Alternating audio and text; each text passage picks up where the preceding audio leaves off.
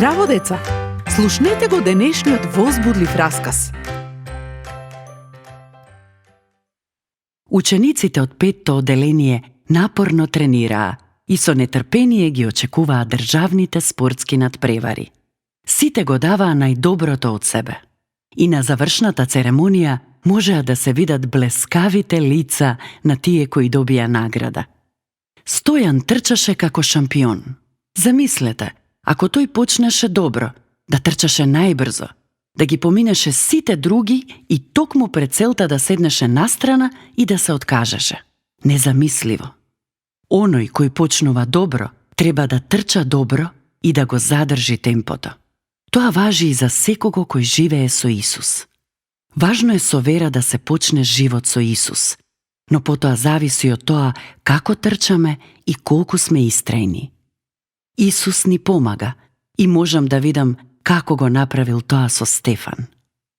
Имало многу луѓе кои сакале да го одвратат од верувањето.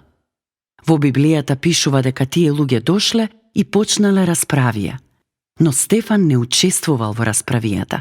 На тоа сите ги разгневило.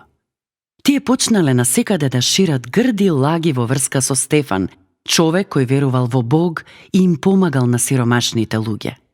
Стефан дури морал да се појави на суд. Стефан го навреди Бог и кажа нешта кои се спротивни на законот. Дали обвинението е точно? Сите гледале во Стефан. Лицето му блескало како лице на ангел. Наместо да се брани, тој почнал да им раскажува за Исус. Божиот син дојде на земјата. Го распнавте на крст, но Бог го воскресна од мртвите. Дури и на суд, Стефан бил верен на Господ Исус. Тогаш погледнал кон небото и рекол: Ги гледам небесата отворени и Исус како стои од десната страна на Бог. Кога ги слушнале тие зборови, гневната толпа луѓе се нафрлиле врз него. Го тепале, го изнесле надвор од градот и го каменувале. Стефан истрајал и му останал верен на Исус. Го каменувале до смрт. Пред да умре, тој се молел: Господи Исусе, доаѓам кај Тебе на небото.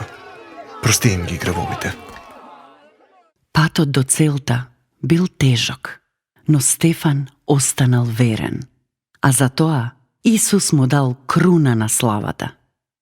Да веруваш во Исус и да бидеш верен секогаш вреди, за тешкотиите, омразата и презирот да го немаат последниот збор. Најдоброто допрва доаѓа. До следното слушање.